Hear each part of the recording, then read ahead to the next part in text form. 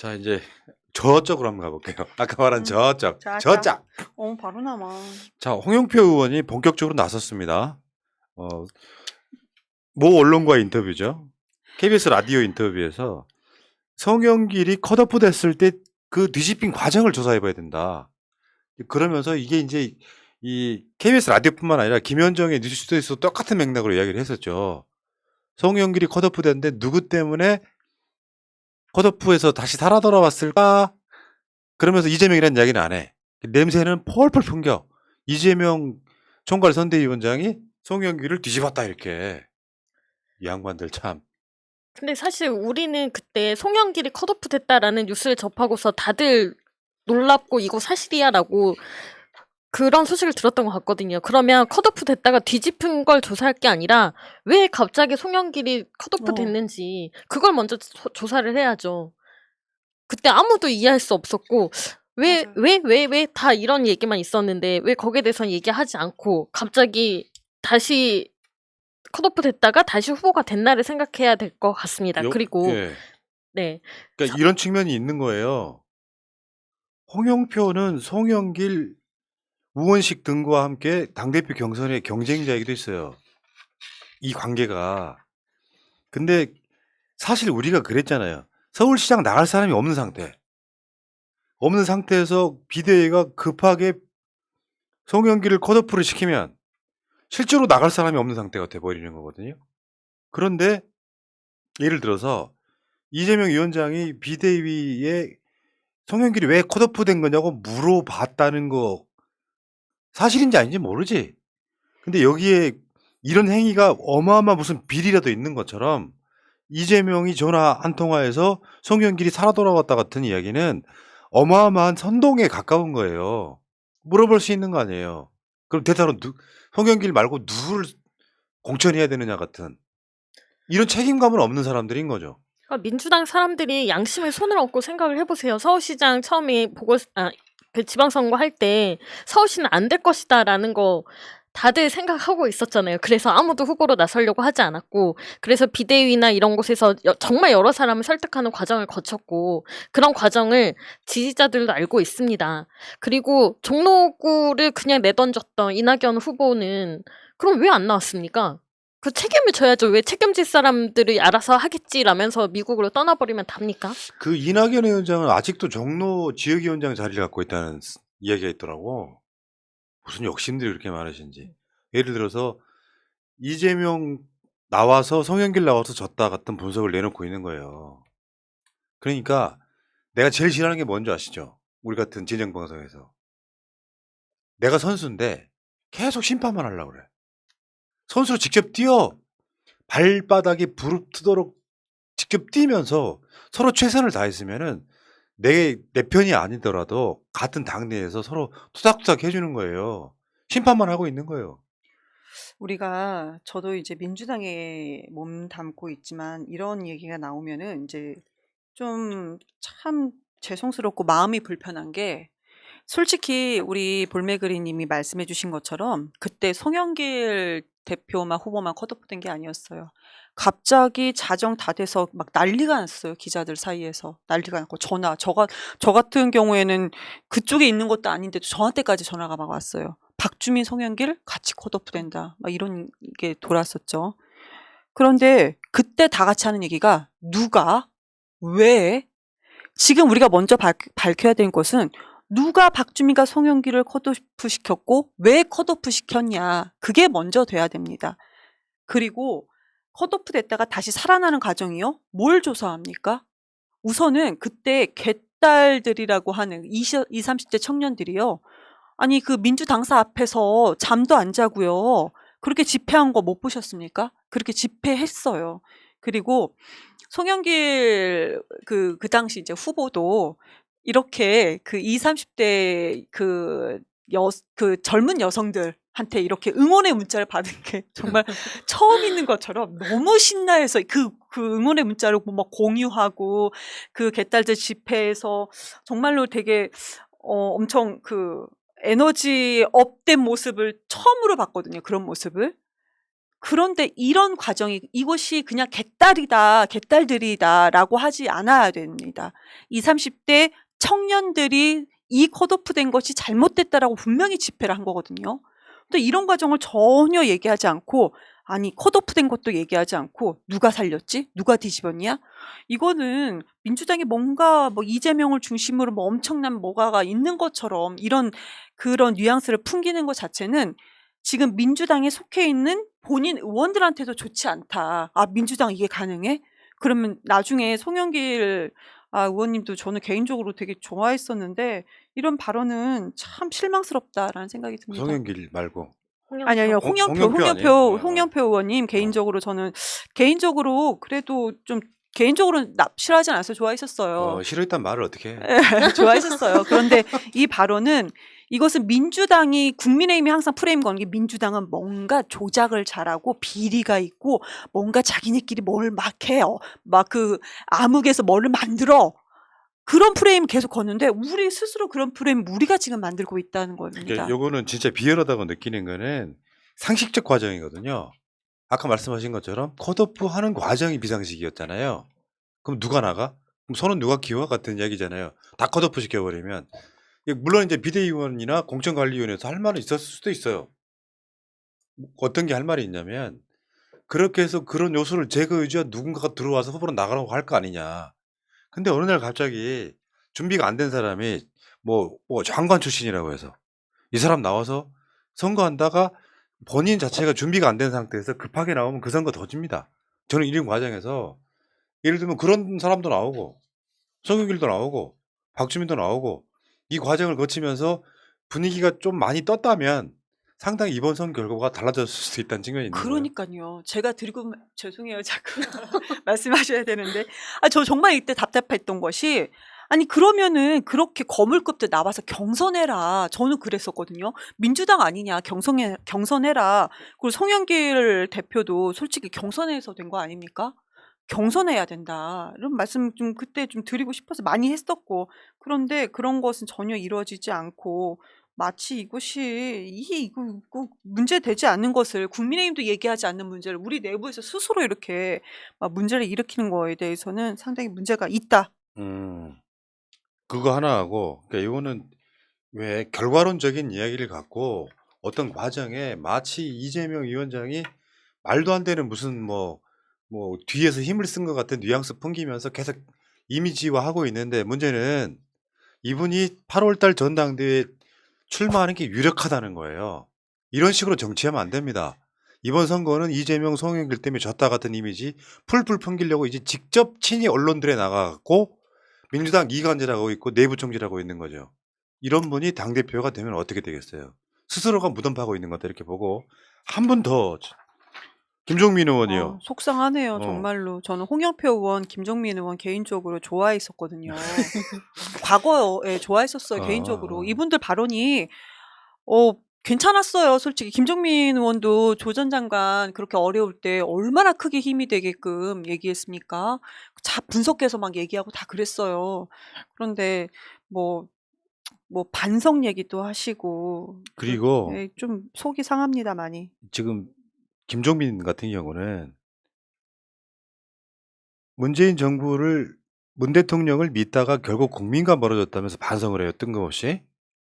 근데 이 이야기 맥락은 이재명 위원장에 대한 반성만 하려고 보니까 낯이 안 선 거야. 결국엔 문 대통령을 팔아요. 이게 이제 쉽게 표현하면 문 대통령 손절의 시작인 거예요. 좀 이해가 안 돼요, 진짜. 문 대통령 지지율과 민주당 당 지지율을 비교를 해보세요. 당 지지율이 떨어진 이유는 국회가 원인이에요. 그런데 그러면 국회가 무엇을 잘못했느냐? 이것을 먼저 이 원인을 찾아야 되는 건데 내 잘못은 눈에 가려서 안 보이나 봐요. 저는 국회의 잘못이 있다고 보거든요. 내가 방송으로 누누이 해왔던 이야기입니다. 문재인 정부에 관련해서 실제로 개혁을 못한 책임은 문 대통령한테 있는 게 아니고 민주당한테 있는 거예요. 민주당이 130적 언저리에서 막 힘들어하니까 국민들이 야 니들 마음대로 해봐. 민주당 하고 싶은 대로 다 해? 해서 180석을 만들어준 거야. 근데 그 180석을 만들어서 당대표가 누가 됐는지 아시잖아요. 이낙연. 그래서 민주당이 그냥 덩치만 큰 동네 바보형에 머무는 게 심판당한 게 바로 보궐선거란 말이에요. 그 선거도 이낙연 상임총괄선대위원장이 지휘한 거 아닙니까? 그 과정에 내리막길을 걷기 시작한 게 그 지점인데 갑자기 뜬금없이 문재인 정부, 문재인 대통령만 믿다가 국민과 멀어졌다니 이 기본적인 책임은 당신들이 모시는 이낙연한테 있는 것이 맞죠. 나는 어떤 정권도 심지어 문재인 대통령이나 이재명 위원장도 완벽한 사람들이라고 생각하진 않아요. 다만 문재인 정부도 일장일단이 있었겠죠. 못한 지점이 있단 말이에요. 홍남기 같은 사람들은 진짜 못한 거거든요. 근데 전체적으로 봤을 때 문재인 정부 잘했기 때문에 지지율이 막판에 50%까지 가까이 나오고 끝난 거예요. 대한민국 역사상 유례가 없는 사건이야. 그럼 이 상황에서 이낙에 대한 반성 없이 여기서 문 대통령을 저격해야 됩니까 이게? 저는 김종민이 대통령이 알아서 하겠지라고 생각했다라는 거에서 일단 경악을 했습니다. 한 사람의 국회의원으로서 그게 할 말입니까? 결국은 내가 책임을 방기하고 일을 안 했다는 소리 아닙니까? 이런 자가 민주당의 최고위원까지 했었습니다. 대통령만 믿고 아무것도 안 했다라는 걸 실토한 셈이고요. 기득권이랑 적폐랑 싸워야지 왜 자꾸 비판의 시선을 내부로 돌립니까? 그러니까 언론에서 자꾸 홍영표, 김종민 이런 사람들 인터뷰하는 거잖아요. 자꾸 민주당 내부 분란 발생, 내홍 발생 이런 걸로 계속 이미지화하고 민주당이 지금 큰일 났어 이런 식으로 만드는 거잖아요. 이런 사람이 또 노무현 대통령을 언급한다는 것도 이해가 안 가고 결국은 문재인 대통령까지 노무현 대통령처럼 희생양 만들겠다는 거 아닌가 싶고요. 또 이재명 비판하면 다 친문 핵심, 친문 이렇게 하는 거 너무 지금 화가 납니다. 그러니까 요거는 이분 캐릭터를 보면 상당히 기회주의적이에요. 왜냐면요. 문 대통령 정부가 전체적으로 못한 걸로 치환을 시켜버리면 윤석열한테 날개 달아주는 꼴이 되거든요. 문 대통령이 못했으니까 예를 들면 그거 아니에요. 청와대를 접수하는 것도 마치 문 대통령이 독재 상징인 청와대에 있었던 거를 우리가 접수했어 같은 이미지 주려고 하는 거잖아요. 마찬가지로 민주당 내에서 특히 본인들이 친문이라고 잡아하는 좀 정확히 말하면 친낙이죠. 이분들이 문재인 정부 믿다가 국민들과 멀어졌다 같은 이야기를 워딩하면은 조중동이 얼마나 잘 써먹겠어요. 아 드디어 친문이라고 하는 국회의원들이 문재인을 버리는구나. 이런 기회주의적인 발언 자체가 상당히 우려스럽다. 언젠가 가면은 결국 이런 자들은 문재인 대통령 버리게 됩니다. 왜 그거 있잖아요. 노무현 대통령 가장 공격 많이 했던 국회의원들이 노 대통령 돌아가시고 나서 노 대통령 가장 많이 애도하는 이런 상태가 오는 거잖아요. 그러니까 비판하는 것과 도의적인 그 사람을 어떻게 하는 건 다른 문제라고 생각해요. 비판할 수 있다니까요. 근데 악의적 비판은 그 자체가 저는 폐륜이라고 보는 겁니다. 저는 요즘에 좀 이상한 걸 느꼈어요. 우리가 반성한다, 반성한다 하는데 문재인 정권은 비판을 하는데 문재인 정부의 총리였던 이낙연 총리에 대한 비판, 반성하라는 얘기는 왜 안 나오는가? 그리고 민주당을 잘못했다라고 하면서 여러 반성 얘기가 많이 나와요. 그런데 그러면 민주당의 당대표였다가 이제 대선 후보로 도전했던 이낙연 당대표에 대해서는 비판하라는 얘기가 왜 지금까지 단 한 번도 나오지 않는가? 전 이게 상당히 이상합니다.